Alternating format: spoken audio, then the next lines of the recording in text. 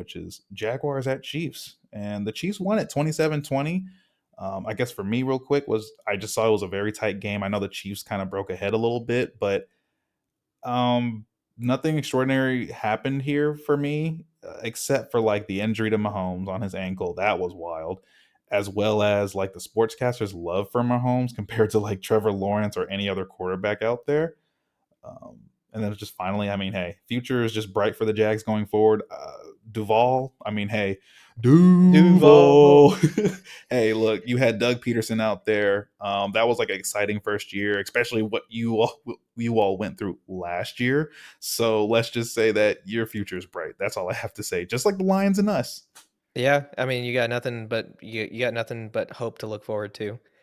But Yeah. for me, I mean, I think the start things off with this game, I think the big thing that everybody kind of took away from it was, Patrick Mahomes gotten that pretty bad ankle injury, or looked pretty bad. You have a very large human roll up on you like that, and he left late in the first quarter, I believe, or maybe early second, and Hmm. Saturday in the game, and had to be replaced by Chad Henne.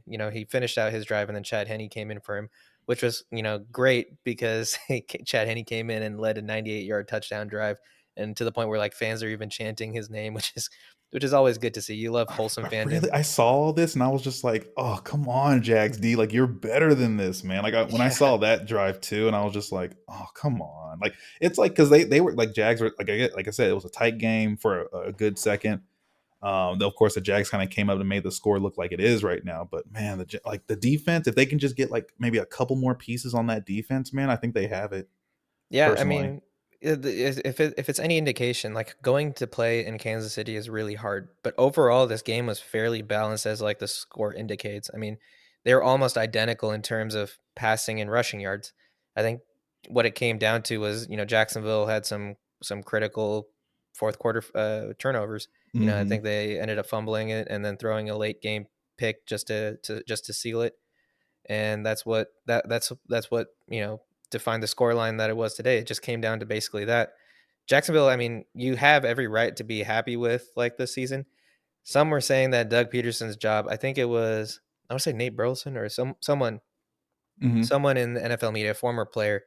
He basically said that his interpretation of Doug Peterson coming in, his first year was basically to heal after all the turmoil that they went through last season, because it Yeah. left a pretty bad mark on the organization, and young people are impressionable, and it was a pretty bad situation for them. And so, Hmm. the fact that Doug Peterson came in, this team kind of rallied, formed that identity, and not only go back to the playoffs, but to actually win a playoff game. That's incredible. That's true. Very true. And especially, man, that Chargers game was still amazing, by the way. Yeah, dude. But, yeah. And I'm with you on the Chiefs needing to be nervous because, or, like the Chiefs should be nervous anyway, because, like, you've been saying this all year, like with the Chiefs, like they have holes in in parts of their offense, if not their defense and stuff. Like the Jags were running the ball on them. Like I was really just like, yo, Travis Etienne, like that man was running that ball, and I was like, I hope they stay with like the run game and don't like turn the ball over, because if you put the ball in Mahomes' hands, that's like kind of where like things will. You don't want things to get that way, but again, Jags, they just I think like get it like I think they have some like receivers that are gonna go like Marvin Jones among others, but like I if think they can Evan just Ingram as well. Evan Ingram, and I think if they can at least keep that core that they can be like Evan Ingram was good for them. I say keep Evan Ingram among some others, but if you can just like keep that offense and keep and Trevor Lawrence evolves even more, I think they're gonna be like that. They're gonna be that playoff contender next year, like they were, this year. That Yeah, some people didn't think they they were ear going to they be. earned their spot. I mean, like we talked about teams that kind of started off rough, and then turn it around, like Lions and Steelers. But Hmm. like Jaguars, they kind of started off a little hot, and then they cooled off significantly, and then they kind of rallied and made a push late in the season. And so they had to earn their spot. They have every right to be happy. Um, as long as I mean, Doug Peterson did a lot for the fandom itself in terms of sentiment. Everybody I think is in a good place right now moving forward. Yeah, we just gotta see what they do in the off season. So Yeah, and if like you were saying, like if I were a Chiefs fan, Chiefs are gonna play the Bengals next week. A lot of reason to be nervous, I would say. I mean, I sent you that meme too, where it was the Puss in Boots meme, like with oh the whistle, yeah, and then it was just like, wait, who's that? It's the Bengals, and then like, yeah. because Oh man, every time the Chiefs have faced the Bengals, they've lost the last three times, including the playoffs. yeah, and yeah, I think this would be the fourth, yeah, 3-0 against the Chiefs, right?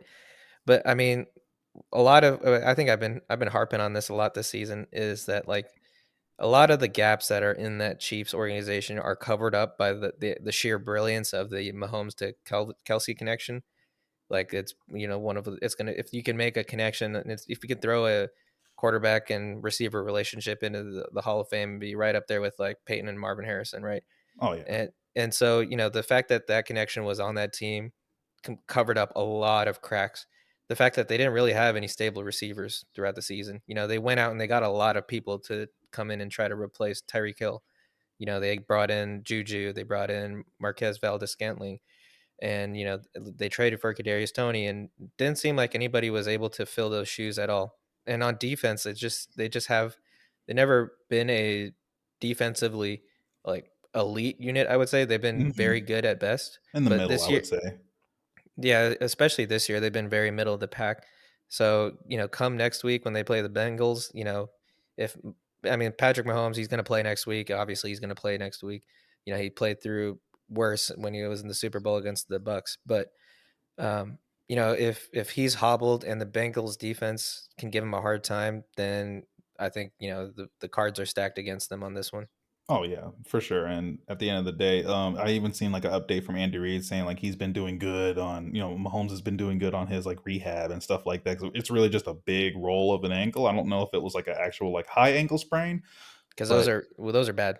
Like, yeah, high ankle sprain. That's like you're limited. Like we've seen it with Garoppolo. What happened like when you have a high ankle sprain as a QB, you're Mac not going to be Jones. running that much. Yeah, Mac Jones too this season. Oof. Yeah, So yeah, we'll see. I can't wait for that one. I'm definitely going to watch that game from start to finish.